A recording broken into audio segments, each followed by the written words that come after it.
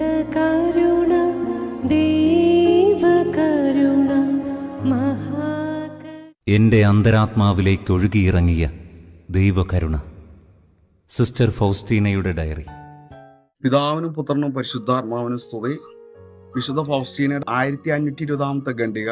ഇന്ന് കർത്താവ് എന്നോട് പറഞ്ഞു, കരുണയുടെ ജീവനുള്ള സ്രോതസ്സായി എൻ്റെ ഹൃദയം ഞാൻ തുറന്നിട്ടിരിക്കുന്നു. കരുണയുടെ ജീവനുള്ള സ്രോതസ്സായിട്ട് എൻ്റെ ഹൃദയം ഞാൻ തുറന്നിട്ടിരിക്കുന്നു. കർത്താവ് പറയുകയാണ്, എല്ലാ ആത്മാക്കളും അതിൽ നിന്ന് ജീവൻ സ്വീകരിക്കട്ടെ. എൻ്റെ കരുണയുടെ ജീവനുള്ള എൻ്റെ ഹൃദയം ഞാൻ തുറന്നിട്ടിരിക്കുന്നു. എല്ലാ ആത്മാക്കളും അതിൽ നിന്ന് ജീവൻ സ്വീകരിക്കട്ടെ. ജീവൻ എന്ന് പറയുമ്പോൾ ദൈവിക ജീവൻ സ്വീകരിക്കട്ടെ. മനുഷ്യ ജീവനല്ല, ദൈവിക ജീവൻ. ദൈവത്തിൻ്റെ ഹൃദയം തുറന്നിട്ടിരിക്കുകയാണ്. വലിയ ശരണത്തോടെ ഈ കരുണാസാഗരത്തെ അവർ സമീപിക്കട്ടെ. ദൈവകരുണയിലൂടെ വലിയ ശരണത്തോടെ കർത്താവിലേക്ക്, വലിയ ശരണത്തിലൂടെ, ദൈവകരുണയിലൂടെ ഈ കരുണാസാഗരത്തെ, കർത്താവിൻ്റെ കരുണയുടെ സാഗരമായ ഹൃദയത്തെ അവർ സമീപിക്കട്ടെ.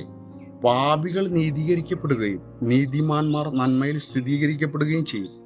പാപികൾ ഇതിലൂടെ, കർത്താവിൻ്റെ കരുണയിലൂടെ, കർത്താവിൻ്റെ ഹൃദയത്തിൻ്റെ ജീവനുള്ള ദൈവിക ജീവന്റെ സ്രോതസ്സിലൂടെ പാപികൾ നീതീകരിക്കപ്പെടുകയും നീതിമാന്മാർ നന്മയിൽ സ്ഥിരീകരിക്കപ്പെടുകയും ചെയ്യും. നന്മയിൽ തന്നെ അവർ വളരുന്നു, അതിൽ തന്നെ ഉറച്ചു നിൽക്കുന്നു, അതിൽ തന്നെ സ്ഥിരത ലഭിക്കുന്നു.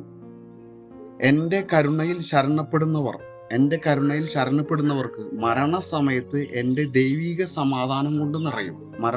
മരണത്തിൻ്റെ അവരുടെ സമയങ്ങളിലെല്ലാം ഇങ്ങനെ ശരണപ്പെടുന്ന വ്യക്തികൾക്കെല്ലാം ദൈവിക സമാധാനം അവർ കൊണ്ട് നിറയും. ഈ ഖണ്ഡികയിലൂടെ, വിശുദ്ധ ഫൗസ്റ്റീനയുടെ 1520 ഖണ്ഡികയിലൂടെ കർത്താവ് ഇങ്ങനെയാണ് പറയുന്നത്, കരുണയുടെ ജീവനുള്ള സ്രോതസ്സായി എൻ്റെ ഹൃദയം നിങ്ങൾക്ക് വേണ്ടി തുറന്നിട്ടിരിക്കുകയാണ്. ദൈവിക ജീവനിലൂടെ നിങ്ങൾക്ക് ലഭിക്കുന്ന എല്ലാ ആത്മാക്കളും അതിൽ നിന്ന് ജീവൻ സ്വീകരിക്കട്ടെ. ജീവനിൽ നിന്ന് എല്ലാ ആത്മാക്കളും ജീവൻ സ്വീകരിക്കട്ടെ. കരുണയിലൂടെ, ദൈവകരുണയിലൂടെ ലഭിക്കുന്ന ജീവൻ എല്ലാവരും സ്വീകരിക്കട്ടെ. വലിയ ശരണത്തോടെ, കർത്താവിനോട് ശരണത്തോടെ നിൽക്കുന്ന വ്യക്തികൾ ഈ കരുണാസാഗരത്തെ അവർ സമീപിക്കട്ടെ.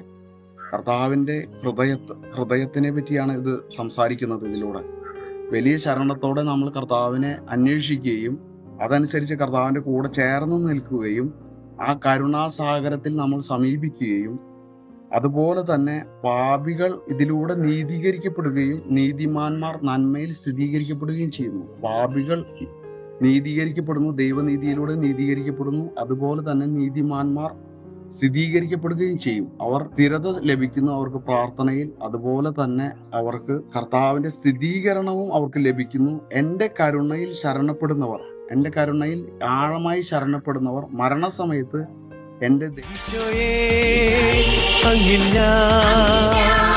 ശരണപ്പെടുന്നു.